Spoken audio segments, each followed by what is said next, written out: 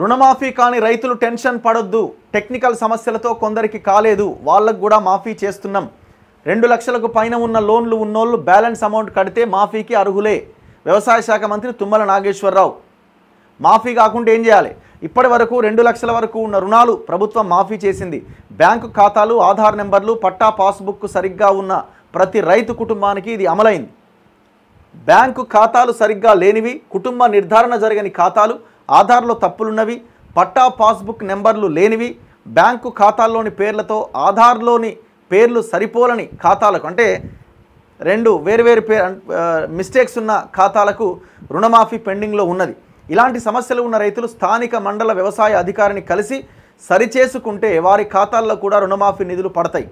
ఆధార్లో తప్పులుంటే ఆ రైతు తన సరైన ఆధార్తో పాటు ఓటర్ ఐడి లేదా వెహికల్ లైసెన్స్ లేదా రేషన్ కార్డును అధికారులకు అందించాలి. వాటిని పోర్టల్లో అప్లోడ్ చేసి సరిచేసుకోవడం ద్వారా మాఫీ పొందొచ్చు.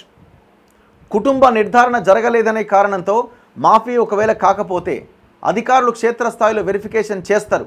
రైతుల ఇంటికి వెళ్ళి ఆ కుటుంబంలో రైతు ఖాతాలు ఉన్నవారి ఆధార్ కార్డులు, రైతు వెల్లడించిన వివరాలు నమోదు చేసుకొని పోర్టల్లో అప్లోడ్ చేస్తారు. ఆధార్, బ్యాంకు ఖాతాలో పేరు వేరువేరుగా ఉంటే సరైన పేరున్న అప్డేటెడ్ ఆధార్ కార్డును అధికారులకు సమర్పించాలి. రైతుల నుంచి వచ్చిన దరఖాస్తులన్నింటినీ నెల రోజుల్లో వ్యవసాయ శాఖ పరిష్కరిస్తుంది. చూద్దాం మరి నెల రోజుల్లో ఎంతవరకు పరిష్కరిస్తారన్నది.